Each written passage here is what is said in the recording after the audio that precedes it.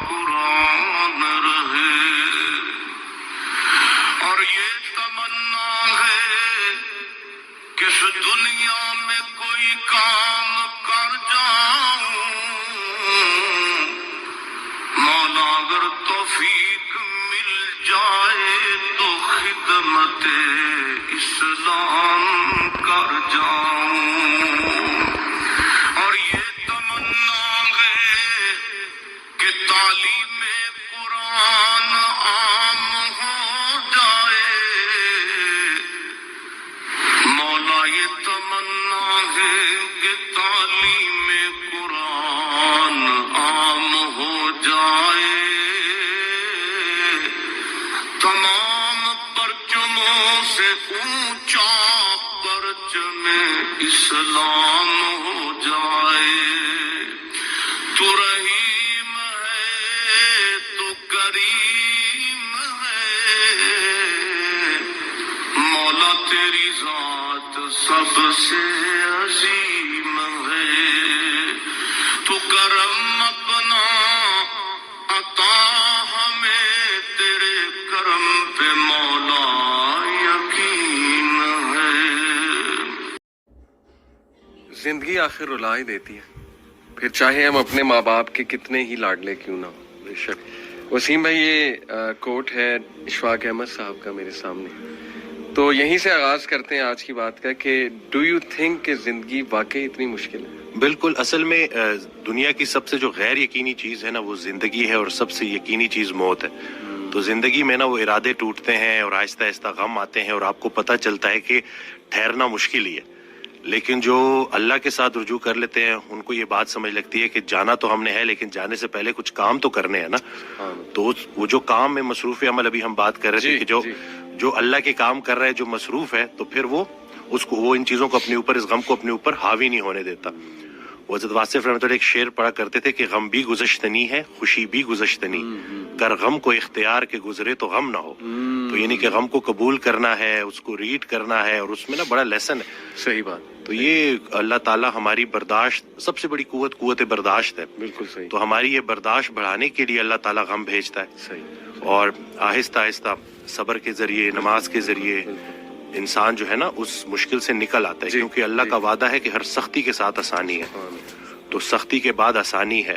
اور اکثر لوگ جو نا امید ہو جاتے ہیں نا، تو اللہ کی رحمت سے نا امید ہونا اصل میں اپنے مستقبل سے نا امید ہونا ہے۔ تو جب آپ اللہ سے پر امید رہتے ہو، ہوپ فل رہتے ہو، تو پھر وہ دن خیر سے گزر جاتے ہیں۔ کیا بات۔ وسیم بھائی، اگر ہم دنیا پہ نظر دوڑائیں، ایسے غم ہے نا، یعنی لوگوں کی جب سٹوریز سنتے ہیں، اور اوور آل ورلڈ میں دیکھ لیں آپ، اور جو ہسٹری میں پاسٹ میں ہوا ہے، مطلب ایسے غم آپ کو نظر آئیں گے نا کہ انسان رو پڑتا ہے کہ یار واقعی دنیا میں بڑا غم ہے۔ لیکن اگر ہم یہیں پہ رک جائیں نا کہ بس دنیا میں بڑا غم ہے، زندگی بہت مشکل ہے، تو پھر تو ہوپ لیسنس ہے، پھر تو جو ہے نا وہ ایک ڈارکنس ہے، ایک اندھیرا ہے۔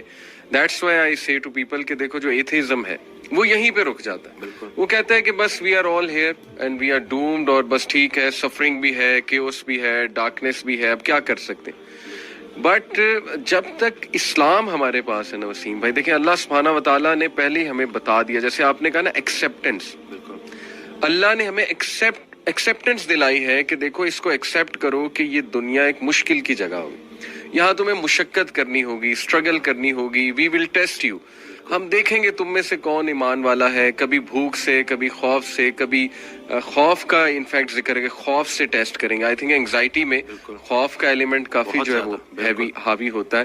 پھر لاس آف لائف سے تمہیں ٹیسٹ کریں گے، لاس آف فروٹ سے تمہیں ٹیسٹ کریں گے، لیکن وبشر الصابرین۔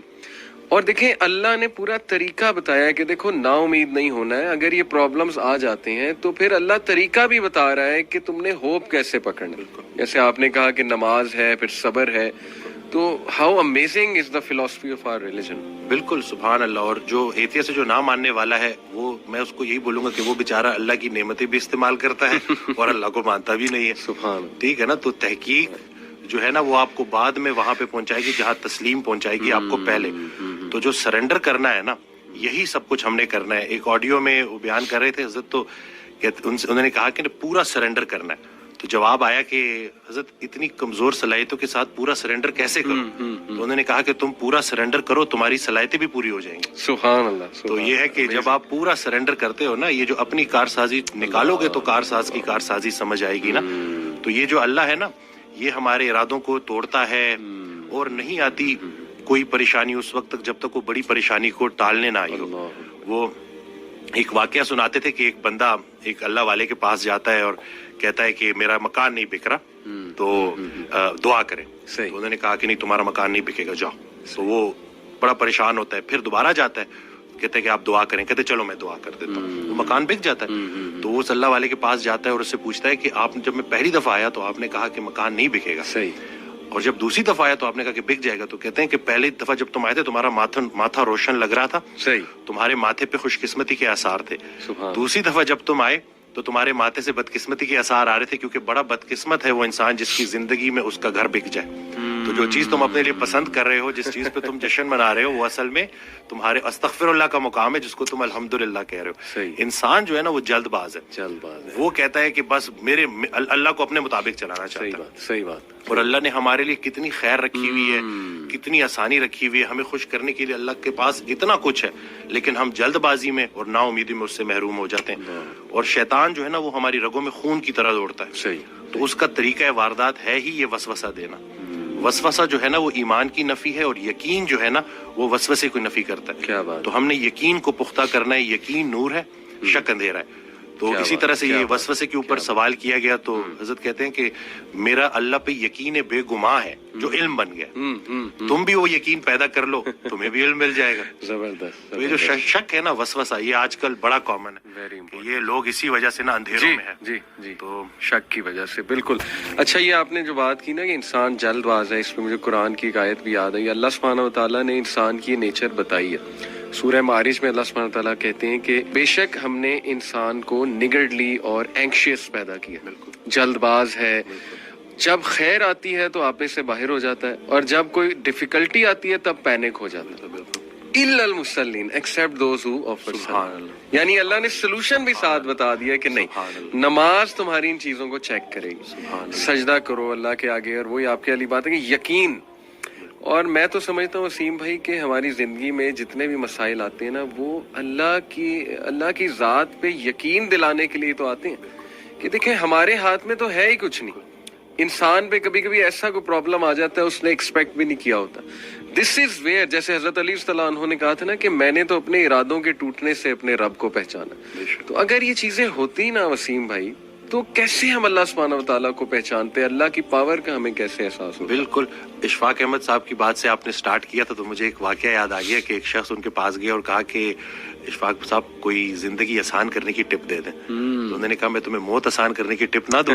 تو کہتے ہیں چلے وہی دے دیں. کہتے ہیں اگر تم اپنی موت آسان کرنا چاہتے ہو تو جاؤ کسی کی زندگی آسان کر دو. اللہ. تو جو اللہ کا کام کرنے والے ہوتے ہیں وہ گلہ نہیں کرتے، وہ شکر کرتے ہیں اور لوگوں کے کام آتے ہیں. وہ سارے کام جو ہے نا وہ اللہ پہ نہیں ڈالنے. اللہ کے بہت سارے کام ہیں جو ہم نے کرنے ہیں. اور دوسرا یہ کہ خواہشات، یہ جو دنیاوی خواہشات ہیں، یہ جو فانی چیزوں کی محبت ہے، آپ کو جیتے جی فانی کر دیتی ہیں.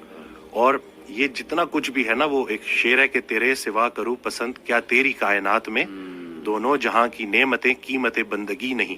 تو اللہ جو ہے نا اس کو ہم نے کسی چیز، کسی لالچ سے ہٹ کے صرف اللہ کیونکہ عبادت کے لائق ہے اور اللہ خالق ہے، اور ہم نے اپنے حالات کو نہیں دیکھنا، بس ہم نے ماننا ہے. امیر انسان اگر اللہ سے دور ہے تو امیری اس کے لیے آزمائش ہے. غریب انسان اگر اللہ سے دور ہے تو غریبی اس کے لیے آزمائش ہے.